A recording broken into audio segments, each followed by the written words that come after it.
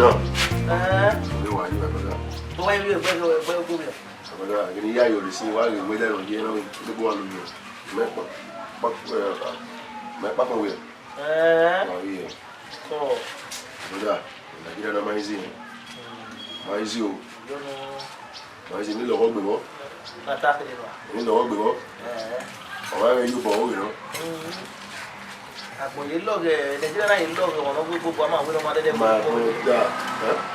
Ìwọ yìí lọ́ọ̀gẹ̀ náà gbé gbogbo àmọ́ àwọn tó wá fi bọ́ ọkọ̀ kára nínú ẹ̀yìn náà. Ìdílé lọ́ọ̀gẹ̀ sàṣù ìyàwó bọ́ kí wọ́n gbogbo ẹ̀ náà yẹn náà. Báàkì yẹn àárọ̀ ṣùgbọ́n iyùn ni mi wá sí òwúrọ̀ náà. Ọ̀rẹ́ kìíní akẹ́sẹ̀ mi àpá Nàìjíríà náà rẹ̀.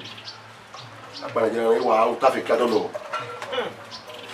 Káfí kádọ́ lọ bàbá mi náà gbàdé lọ lókì Nàìjíríà tó fi máa wẹ̀. Wọ́n á pààrọ̀ lẹ́nu Nàìjíríà ni lẹ́nu kí adọ́lọ̀ kò yé mi di náà. A máa gbogbo àwọn èrè òdo à. Sábà wọ̀ wẹ̀. Èyí wà náà. Ibùdó gbàgbé yìí mẹ́nu ẹ̀sẹ̀ mọ̀ sínú kílẹ̀ wọ̀ náà. Ìyá àwọn owó ìyàwó àyè ní àwọn. Iye dẹ́pọ̀ wẹ́rù ìyàwó nípa wọ́n rí gbónú ẹ̀ kí àṣọwà òwúyẹ́ àríwá fún òwúyẹ́ àríwó tá òwúyẹ́. Bẹ́ẹ̀ ọgọ́ fẹ̀fẹ́ dèrò tó lọ́wọ́ èkó ṣàlẹ̀ tó wẹ́ náà yìí wọ́n èsì tó lẹ̀ gáwẹ́ à lókè mi dùn mí bẹ́ yí ẹ̀ ọ̀fọ̀ wà ní wà tó wà gbọ́n à. Àbọ̀dá òwúyẹ́ rẹ̀ ló wà yà. Ìgbà mi kí n àwọn ènìyàn. Yes. At my age. Ṣé lọ́rọ̀ èjì wẹ̀? Àwọn ọmọ mi múna tó yí pèsè. Ìmọ̀ràn èsì múna wọn á gé gún mi gbọ́n. Àwọn á gé try bọ̀kẹ́ tọ̀mọ̀ rẹ̀. Lóun bá ọkùnrin yọ wẹ̀. Ẹ̀wọ́n gé try. Àwọn àmọ́nìyà ẹ̀bá mi hẹ́ ọ̀rọ̀ lánàá ìwọ̀n àwọn lánàá. Níwẹ̀ tàbọ̀ ìmẹ̀yàwó lè gbé ilé ayé yìí lè bùkẹ́. Nígbà mi níyàwó èdè sẹ́fẹ̀sì ni wọ́n. Mi akẹ́kẹ́lẹ́ di ìwà wẹ̀ gbọ́ ìmọ̀lẹ́ ìwà wẹ̀ yìí ìwà wẹ̀. 3 bread 2 pẹ̀sì. Ọ̀dọ̀ owó wìyẹ̀ manage. Ní ẹjọ́ ní ìrẹsì àti ẹni kọ́ lè fẹ́ sùn wá. Aṣọ ní ayé. Ẹ̀kọ́ dán sábà ní ẹ̀kọ́ tó mọ̀ wọ́n fi ẹ̀gbọ́n ayọ̀ sábà ní. Gan my brother wá ilé rẹ̀ ayé gbé èmi ẹ̀ ní kí láì bọ̀ ẹ̀. Wá ẹ̀bù. Wá lè rà ẹ̀ wọ́n bá fún kó wẹ́ ẹ̀mí nínú ìwé wá lè rà ẹ̀. My brother kò sáré pọ̀ kó kẹ́lẹ́ mi lálẹ́ rẹ̀ lóko. Sọ àwọ̀ rẹ̀. Rí ọ̀nà yàrá first class of the whole ìyẹn àtúntà yìí wọn kì wọn ìlú yà á gé rẹ̀ wípé yìí ẹ̀ wà ní bí mọ́tò wà ní gbò wà. Àwọn tí àwọn wẹ̀fọ́n ọdún fún ilé ẹ̀fọ́ lòwú. Wọ́n ṣàṣe èrò yìí ló fi ìlú yọ. Ìyẹn ló ń bá yẹn. Yàrá sọ wá wẹ́wọ́ ẹ̀ ní ìtàn òwúrọ̀. Ẹ̀ẹ́dùnkún ẹ̀rọ mi á pa àwọn ewu gbé ayé mi náà wọ̀ ní wà ní. Wọ́n lè gbọ́dọ̀ lọ. Wọ́n ní. Ẹ̀rọ ọmọ mi ẹgbàá lórí àwọn. Èrò ọ̀nà bẹ́ẹ̀. Ọ̀dẹ́ tí mi ẹ̀bẹ̀ ó bẹ́ wíwí lùgbò bẹ́ wí náà. Màá yẹ ìwé ẹ̀ wá ayé ayọ̀ rẹ̀ pò. Kúgbà kẹ́kẹ́ rẹ̀ ayé ayọ̀ rẹ̀ pò. Bẹ́ẹ̀ náà wàá gbọ́dọ̀ dúdú wẹ̀bẹ̀ hàn dé pọ́tù mi yà lẹ̀ wá. Èyí lè lébi nù gbẹ́nu gbé. Ọmọ ẹsẹ̀ yóò ní àwọn. Kò wẹ́mi yà lóde nù adé bẹ́ẹ̀ nù. Ọmọ ẹsẹ̀ yóò máa gbọ́dọ̀ ẹ̀ wò wíri o. Wẹ́. Ọmọ ẹsẹ̀ yóò ní wọ́n sì máa wò ní. Ọ̀sẹ̀ gbẹ̀rẹ̀ ní. Wà wú àlà wọ́n máa wọ́ àárín rẹ̀ yàrá bẹ́ẹ̀ nù. Yàrá bẹ́ẹ̀ gbé ọmọ sọ́kọ̀ náà rẹ̀ kú. Ìwé ẹ̀rí náà. Ìyá mẹ́wọ̀n wà. Ìwé lè lọ yẹn náà. Ẹ tíra ẹ̀. Wọ́n wá pa sí mẹ́rin lọ. Mẹ̀bẹ̀ òwe wúwí akín wúwẹ̀ mi múlò bọ̀. Wà á fi yẹn gbé wa ó mati. Ọ̀tún ẹ̀rọ bó egi wọ̀n ni. Ogi wọ̀n rí gòkè sàṣù wà wẹ̀ àṣù náà òwúyọ̀ wọ̀ ìwọ̀. Àbúwé bí ó yàrá yà gbá ẹsẹ̀ wọ̀ sí. Wàá lọ pa báyìí.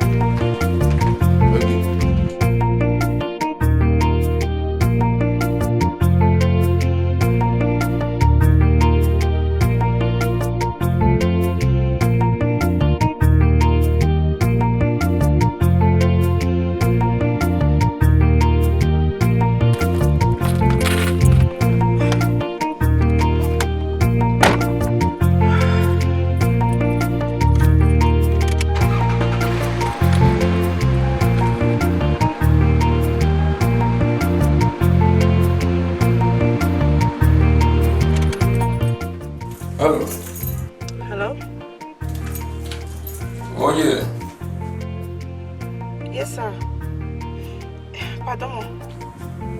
Where am I seeing now? Yes, sir. Yes, I'm on my way, sir. Emily, when I know you appointment by 9 o'clock. Email you will send you. I will send you the email. Send the email where you email boss you. My check it. Okay. Not check my email. I check email. I will do that as soon as possible. Sir. Alright, sir. Alright. Okay. Back to you, Mom. Speak to you later, sir. Let's see. Okay.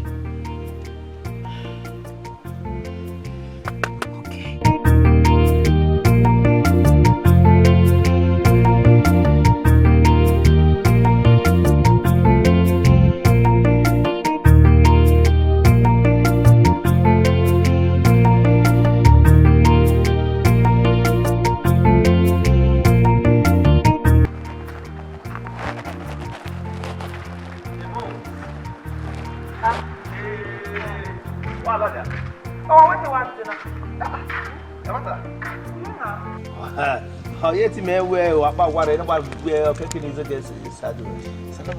What do you mean? Now, won't come on a why you go away. Yes, or Gabriel Webo, or if you go see me. No allow only opportunity while claiming now. Okay, problem very well. Bagio Silva.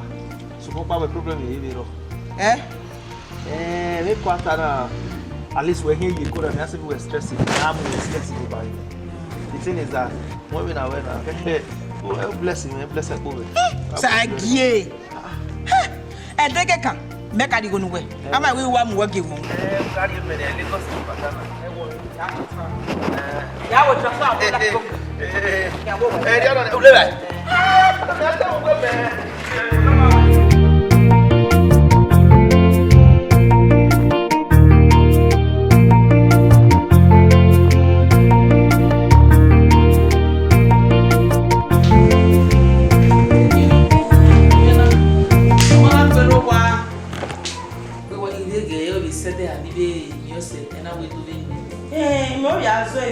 Then I will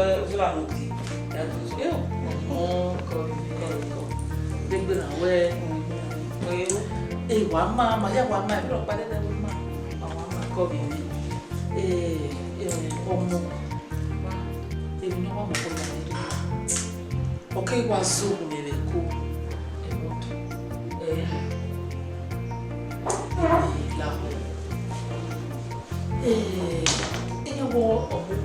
Like say no moto. Omana ge moto ukiri. La ho wo bi la ho. Lo kwa lo pa. Moto mo go jo. Ye. Eti me be mu e o we mo. Mo fa. Iwu na wa hu na na e. O wa ri bi otu me.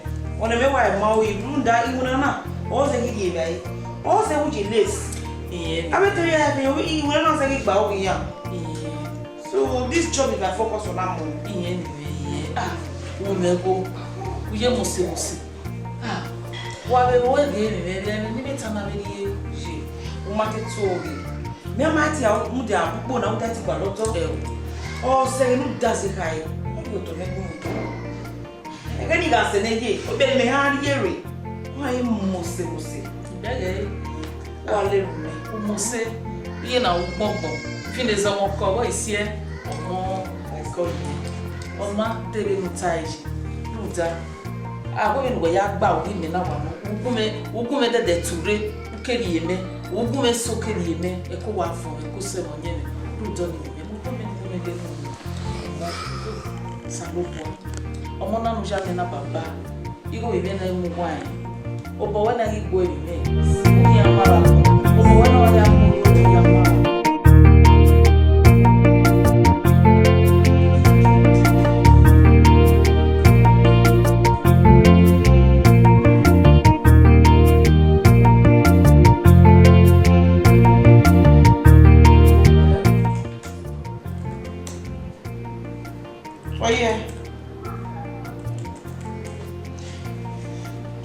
You know why you are winning? You are West 70 online. You are in the Arab company said they give boss you. I'll pay you. Would you okay, Sha? Oh, okay.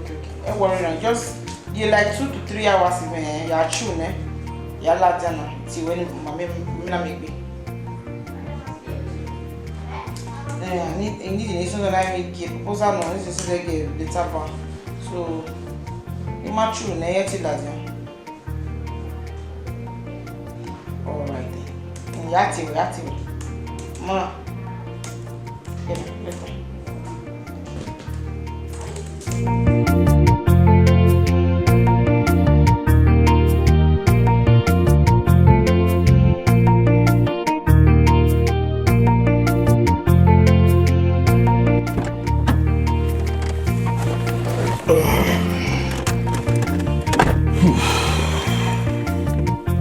Let me call this.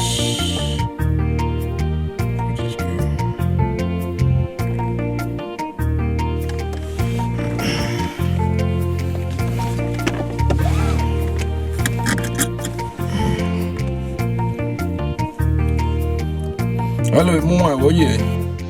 C'est dans ça. We have a year now. Ça. Comment? Okay. You need come where you send you an email. I try to check it now. Email notification with phone. Where email like email so you know go check it now. The bill of landing of the next goods is sent away. Ma'am. As soon as you get the notification, ma'am. Oh, okay, sir. I'm on it. Yeah, true. Never. I send you a record in the WhatsApp. Okay. All right. Okay. I'll get the email. Okay. All right, sir. Where's it? All right, sir. Don't worry. That's okay. Okay. Sure. All right. Bye.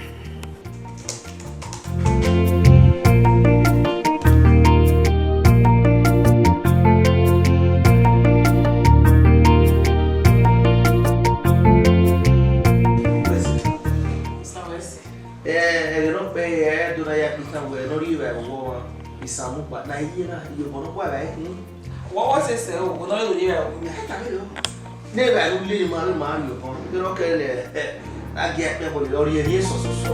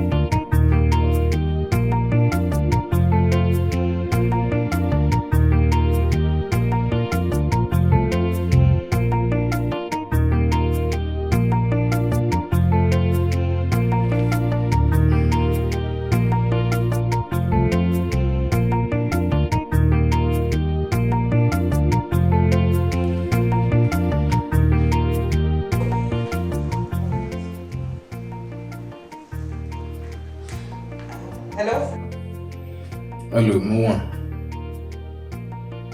What year? Damosa.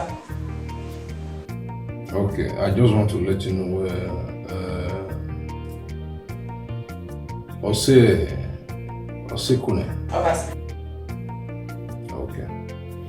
Now make this with the necessary arrangement and send me the email, okay? Okay. Yeah, true. Yeah, forward the equity. And then you know, I make arrangements. Here, all right. Okay. Send me the email. Don't forget, eh? All right.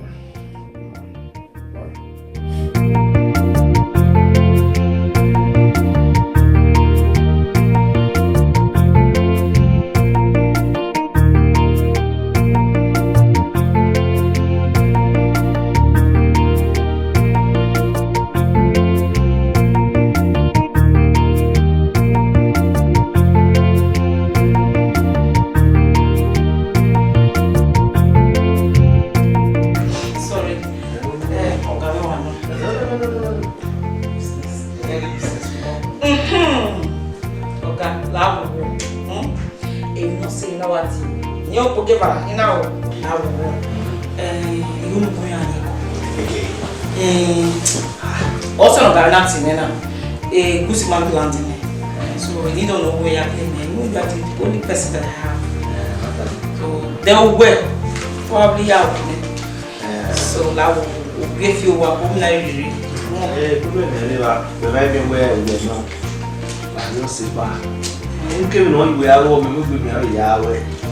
So all the corner yeah, stop and what is you go when you go like yeah.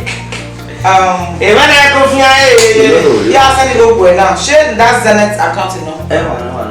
Alright. Okay. Wait, hello. Oh, well. Send it with 500,000. Oh. Who really part of it? You claim the goods, the nickel.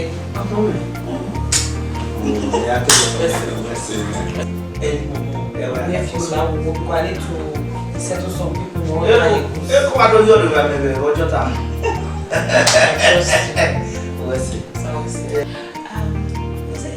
Oh, what's the name? Okay. Where is it we need to do? Yeah, you will go there for plenty. Where's the I'm having a water introduction. I will do your wife. What? No, I won't be at the cool. You will have because they go out here. Or daughter here. Thank you. Mama, maybe you may see what I do.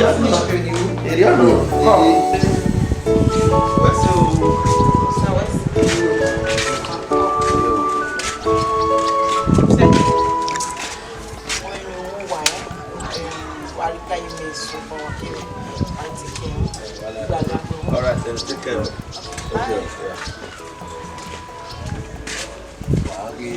Brother. That's it, like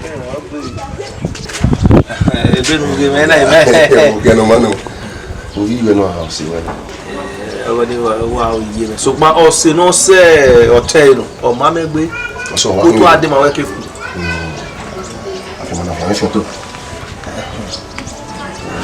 and where you go I go you want like him because I told him I yet here I no go na me no sasu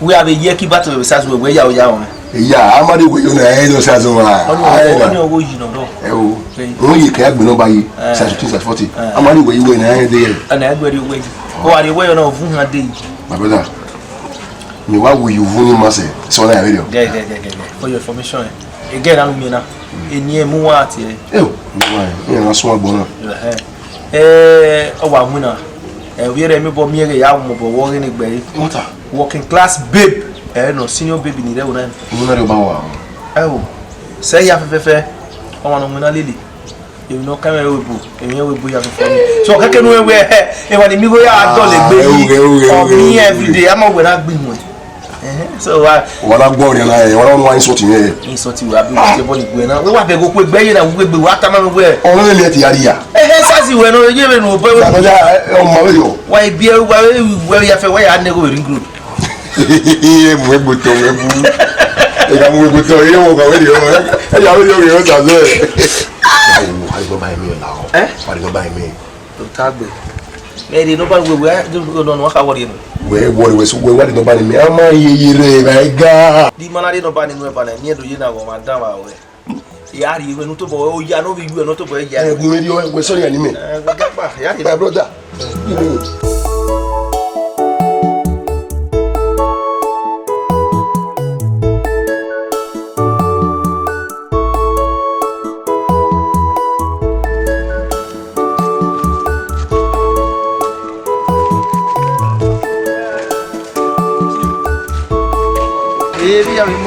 Yari.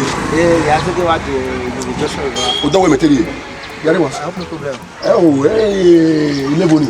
Imu wa. Iwa kokko le lo jaje mo pikiko. Mo piki. Ena woni se ko yiri dara na ko. Sasu. And I mean, whether they make patient every day. What you put before time, no, they don't fear that back. Or Mamu, what you went to at all, every time you may not buy anywhere. Where's it? Where the patient will laugh with now? Again, you mean help bear with you. Last week. So, who patient? What? Why the again? Where na coquere no never wire ga. Why patient? Amasiyere Irayaga. Asiyo. You can win away. You did one. My brother, I'm a patient. What do you mean? They get in wagon. You can mind where woman responsible. You know the way we manage you where who said that will be. Where again, a class of our you are a dirty boy. Dirty boy. Where to my web best in any day. You don't know, say I'm working class. My brother, only more time. Me not 11 way. 11 way pretend me na ro. Ya gbalo. Me wa katire akan ode. Ai da ya wa katire mu na. E o de, we na yezu ozo na. E yo ya yin. We so so be ya go good. Again e ko we. E ka da ri mo. I mo ko nu na why you mad with that. Worry now. Wait me is also. Again we what they doing what they so about. Worry now. Yeah. E ko me kwere na ofufi ni gwere de. Now knock. Boy now na. Say go ni. Tia unu we na unu we ni mo pass ni we kekele mo we tia be contribute to my life. We are you doing. You are only. Kere ni we unu ni uzegbe na no ga no ya. Asiyere. What ye? Okay, we get in here where a poor boy we na dey here. Emi we dey card. Oh, be miss call we be no ya dey less busy. Oh, what ye? La we go have patient we left. We let the katikati. Dey we na no banya. No. Dey we na ya te wa ibana. Who vie. Who vie we to ko na. Me ko to na ma o. Roulette dey. We don't manage but we one patient what you come where no say I don't say. But I dey wa dey tell you what you dey wa. Ya que no puedo bueno que ahora está ahora que acá está como Amasiyere Irayaga. Amasiyere Irayaga. Ariwa. Ebeberwa. Ora ebe no ya yo. Ya Gabi. Gari is going Gabi. Ariwa. We gari no gbe. Owa we ya gbodu amu na umu na. Yo bo we na me tin agbele ha ma jo ko yo ba. We gbe mama. Na brother. Mama ya le gbe. Ya le gbe ka be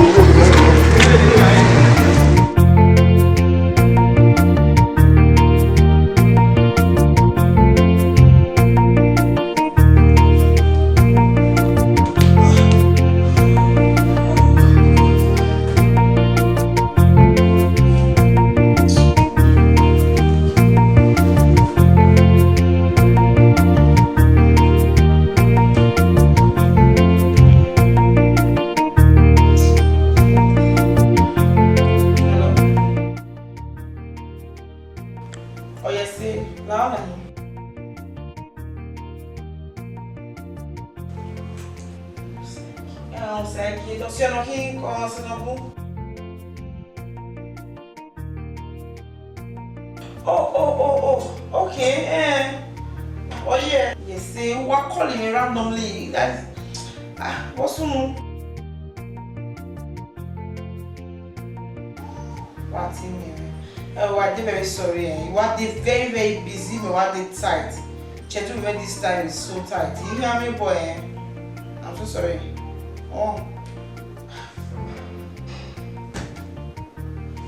Janelle. What's that getting up with boy now? Hey. How you couldn't go say kuna all the track be. All the too much be. What nonsense? How could he give my number to that lunatic? That nuisance that cannot even brush his teeth. Hey, young man. Hey, son of what? Don't get that. Tell me that you are a good boy. Rubbish. I'm going to say that. Romantic. Back on for my take. Where?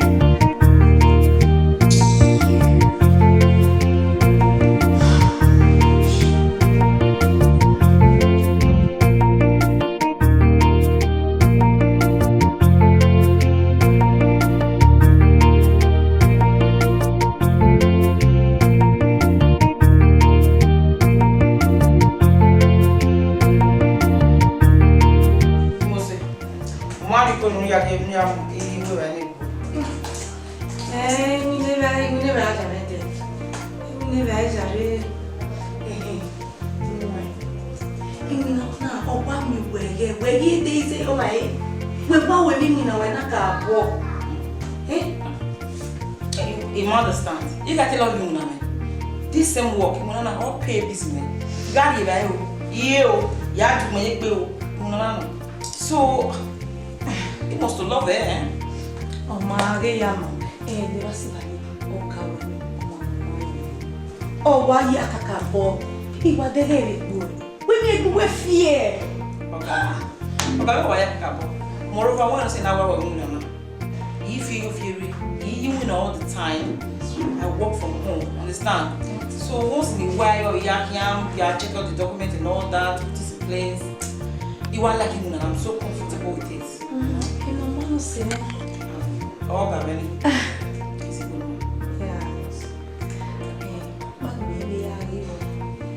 That is where you say, what's the way? Every old. Maybe I walk out here. You are so funny. I'm funny, babe. My man. Yeah. My leg captain, my way, she papa. Your gun, you got friend there now.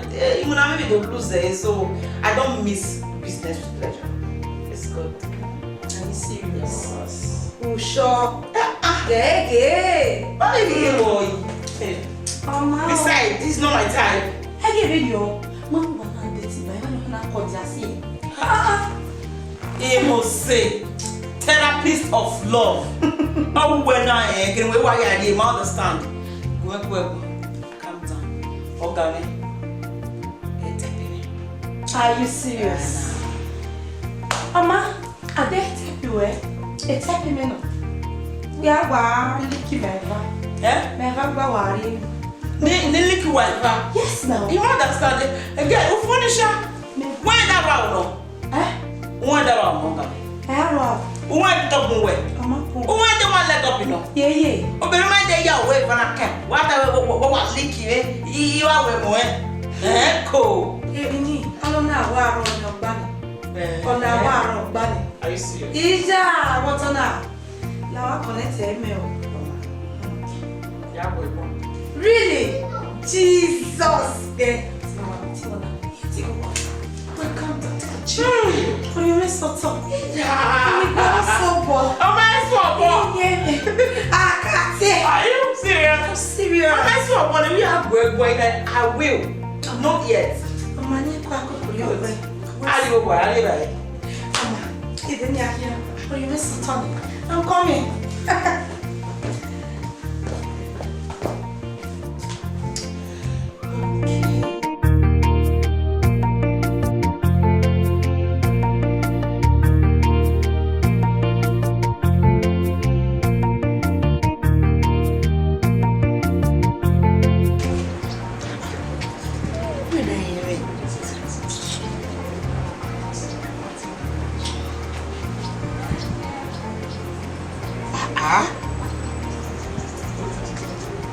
Hello? Wait a minute. Oh, and you? What about to open the TV? Hold it right there.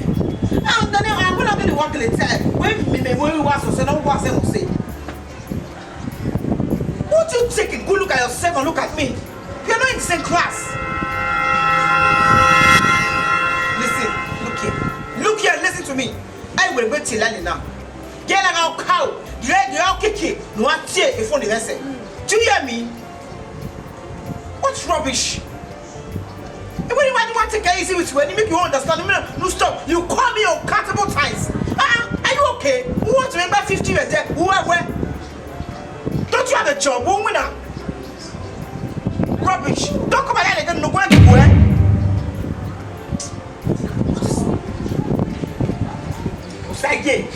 Osage. Okay.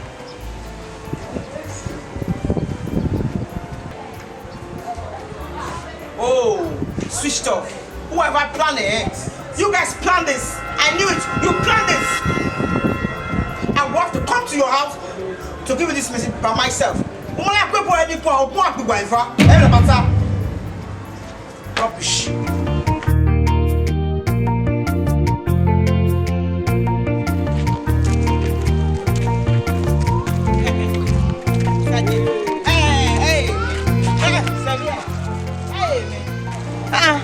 What I want back in the Lemedo? Anything only soon, man, don't embarrassing. What embarrassment?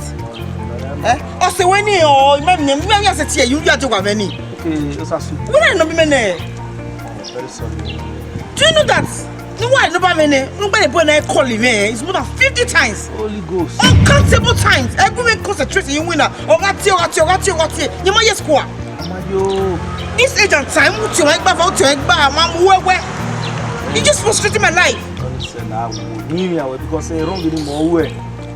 Oh, I embarrass you, take away more embarrass you. Thank God the way they need yes, so I will beg away. A digua Muhano. Even knew whether woman control on your to get him. You might just cook. So, one way I was doing, I know my full of money in the other night. I remember talking about fully back with you. Girl, when the matter.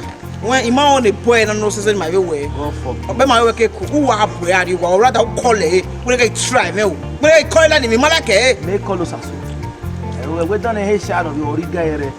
Either they call you where you are or your woman for another buyer, but only better do so. Only what I would say, David, just away that then. Send you one moment. Malahan, Gary, one way. Magua, no do it. Never Sasson Zadino. Huh? Okay, to him, Mario told you. Yeah, what about you never what he are your. You put a life. Us watch your mother, Papa. Madame was all yet. A bachelor's woman to any way. That's your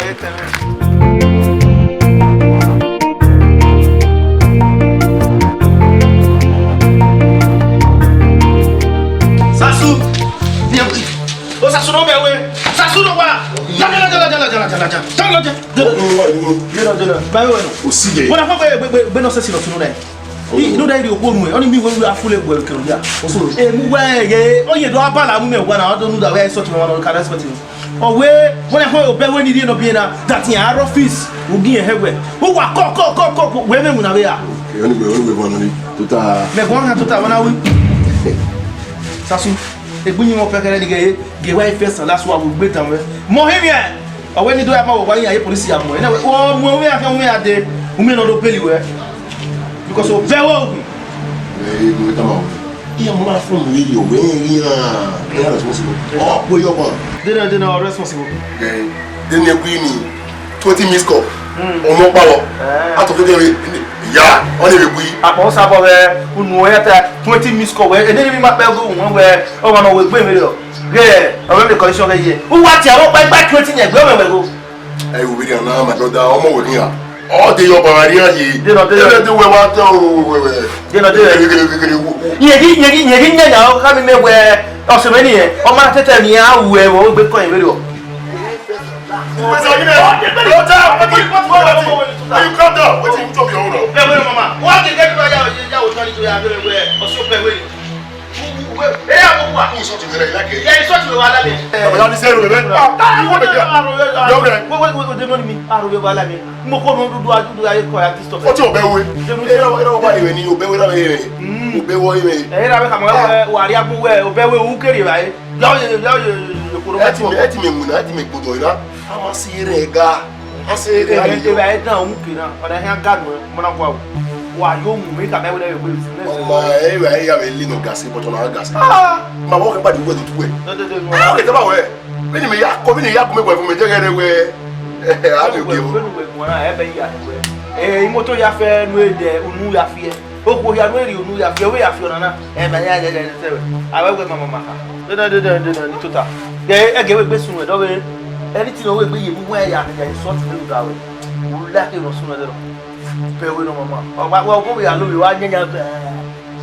Me gbe tan sa pari nu. Be nu mu na na uri e wa gun. O ke mu don si amo. O ke no. Ah ya. Okay. We come away. Let today be the first and last one. Be la one to aro here. O fucking. One way. O fucking. Oh, they don't wa de gbe la ma to don ona gbe pa nu yege wa ya wewe ọ̀rọ̀ yi ye kami si ade point sin e na jere mo e na jere ge mu wa gbe kama ewu ti we no ma de gbe 20 miss call mo pa we mu wa nya imaya asi yo o gale bo ke ru ya fu e but ikuru dio na we mi wa do we abi e worry ma we wa ke baba ke ba lo tu we next time baba ba ti we ado tu o e be na e di wo ye wa ti we ni mo so ka we fún mi